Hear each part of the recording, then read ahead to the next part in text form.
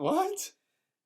Just wow. discussing how Joe's a lot on these videos. Yeah, so fun. Welcome back to another version of Growth Group videos for you. You haven't been on the video in a while. Do you want to say something to all your fans? I can't imagine why. Glad to be back. Oh my goodness, she's glad to be back. Yeah. Oh my gosh. Well, we're excited to be doing group again this week and connecting relationally, going deeper into the message and kind of what God's doing in your life. And so, so we're just excited about that. Spent some time this weekend talking about Nehemiah again. Finally got into chapter 2.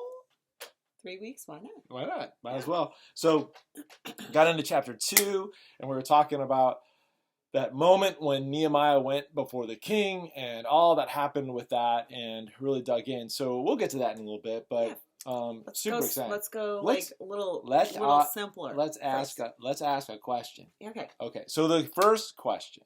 Question number 1. Numero uno. Is what are, as in there's going to be plural. Oh, as in not multiples. Is. Yes.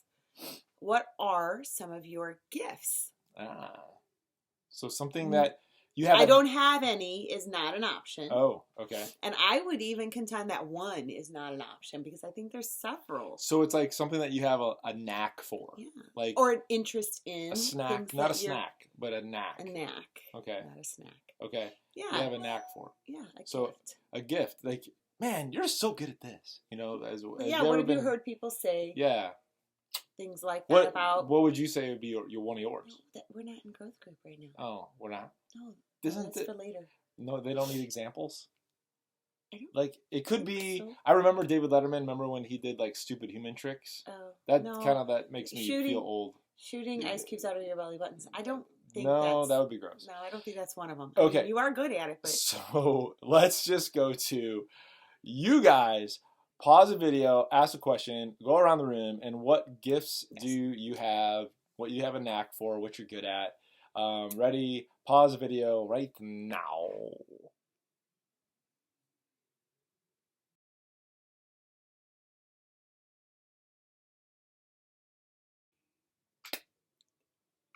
Okay. All right, here's what we're going to do. We need to ask us another question. Now that you've talked about your gifts, which has been great. And maybe you had to ask someone to help you hone in on what those gifts might be. Yes. Maybe and that's okay. That was fine. We did not say you couldn't put a friend or call it. Yeah. And so that's good. Maybe you learned a little bit about your group tonight. That was cool. But here's the second thing we want you to discuss. So in my message, I talked about this college story, explained that, I caused a lot of trouble in college. Okay, that's not true.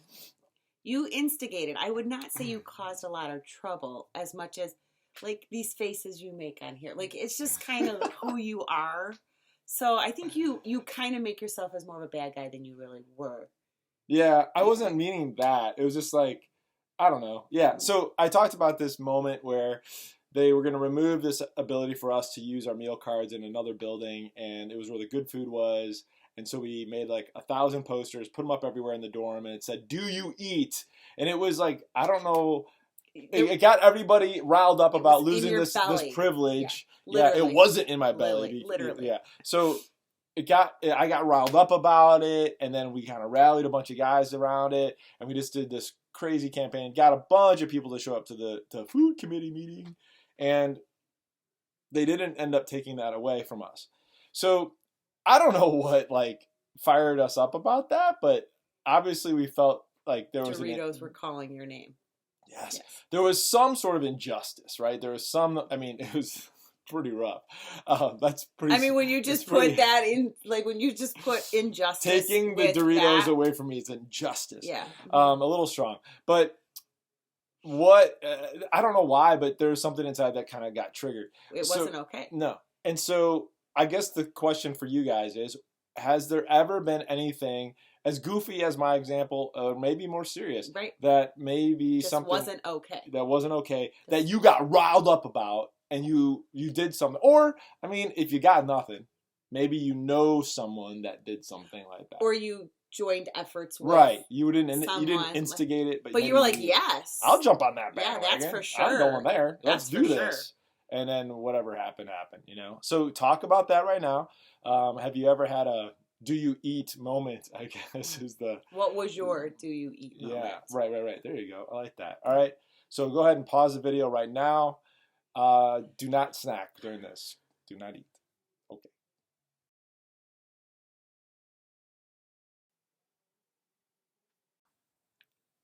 So we're going to dive in to some scriptures here.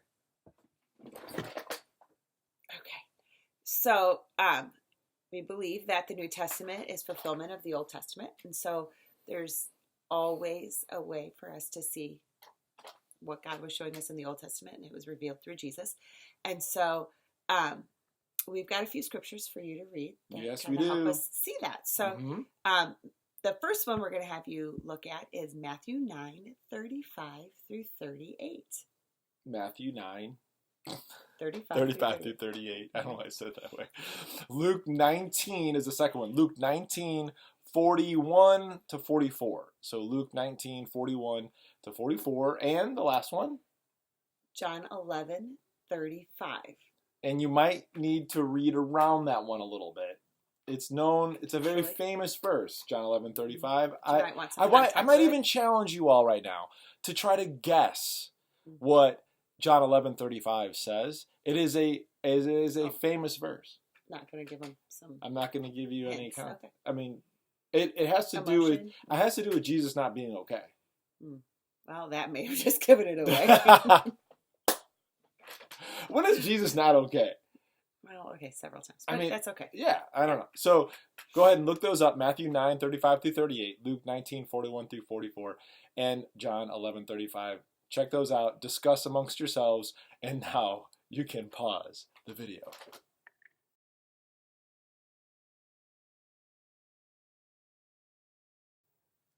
All right. So next question is going to be, so in Nehemiah, why can't you just be serious? Yeah, I'm working on it. I'm working on it. So Nehemiah, we see, let's talk about those scriptures. So Jesus obviously has his emotions in play several times. Compassion, he wept. And we know from the message, Nehemiah, there were several things that happened. So to quick review. So first off, he was brokenhearted by what was going on in Jerusalem, the fact that it was ruined. He was super afraid to go before the king and ask him to see if he could go back. And he probably had a lot of fear if he said yes, how he would get it all done. And if he said no, that he was probably going to die. Then he didn't let sadness or fear stop him. He spoke up and said, here's what I need to do. Here's what I'm thinking. And when the king really asked him what was going on, he prayed, and Nehemiah prayed. And then the last thing that he did is that he acted. He enacted a plan. And so I guess the question we wanted to wrestle with next was this. So earlier we asked, was there ever a do you eat moment where you were riled up about something? But this is probably a little bit more of a finer point to, do you have the beginning of any words for what you think might be your, like that thing that you would walk 50 miles for? That thing that you're like, man, this is not right. Somebody should do something about this, and it might as well be me. I can't do everything, but I could do something. Yeah, I would say it's probably more honing it in on a spiritual calling. Like, your college thing was a little more like... Right. Kind of goofy. We all have those things that we're just like, hey, like, no, that's not okay. But is there something that you just look at and say, someone needs to speak legit up on injustice? This. Like, this is more so like, yeah, this is something that, and I think for us, we don't always have words for it, but we can maybe have a sense of it. And we've called it our holy discontent. Yeah. And I think it's just, like you said today, it's a little more of the building on day by day. Mm-hmm. And so as you become aware of things, it's like when you buy a car and then all of a sudden you see that car right everywhere. Right. Those cars have always been there. Right. but you just become more aware of it because it's at the front of your head. Did you buy a car? No, I wish. Okay. Okay. So, but Gotta ask. this would be more of that kind of thing. Like you start to see things and you can't not see it. Mm-hmm. And it just becomes more and more in your face. And you go, okay, God, so what breaks your heart? And then start to break my heart for what breaks yours. Mm-hmm. Yep. Good. So talk about that. Do you have anything that checks those boxes for you? See what you kind of come up with as a group. Go around and see what each of you guys have to say. All right. Pause the video.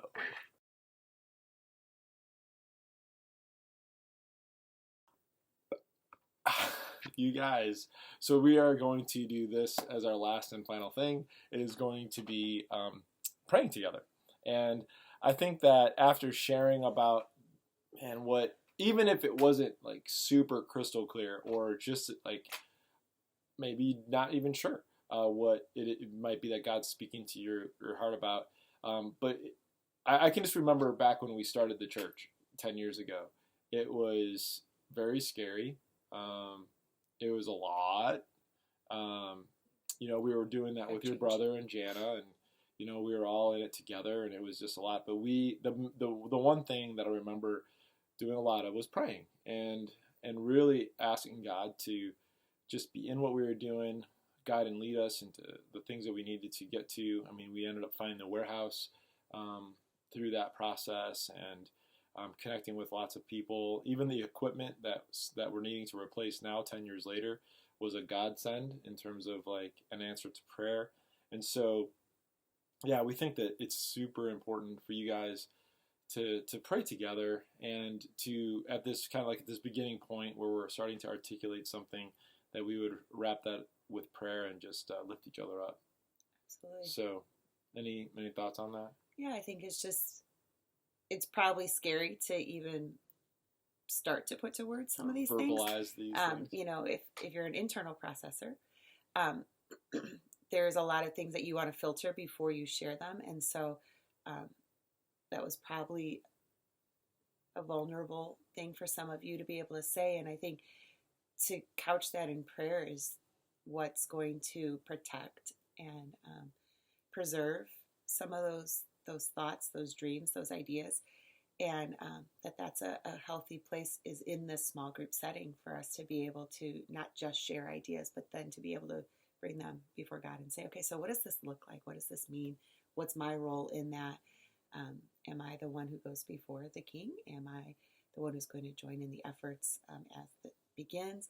And I think the Holy Spirit is good to be our counselor and to lead and guide us. And so this prayer time is just a key, a pivot point, I think, for saying, grow in me this idea, this desire, and see where it goes.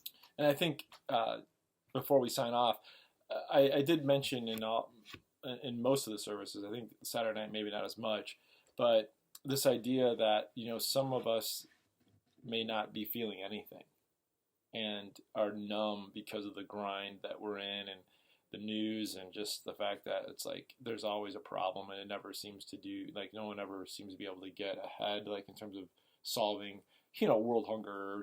These things are just these problems are so incredibly intense that we're numb. And so it may be that some of you are there, maybe some of you, as you went around, just like, I really don't know, I don't have anything. I would definitely take some time to pray about that if you've got that happening in your group, or for those of you that because those maybe that have family members or or just connected with other friends that are just not feeling it, to pray and ask God to help with that and to awaken that in you. And so just kind of pray together. So we're going to sign off and let you guys do that, but we love you guys. It is exciting times. We're going to be digging in once again this coming weekend. It's going to be a really great time together. Excited. It's going to be really good. It's going to be a challenging message, but it's going to be really good. And I can't wait to see you guys again very soon. So Sarah and Joe, we're going to say over and out from our lovely Casa de Moni. All right? Bye-bye.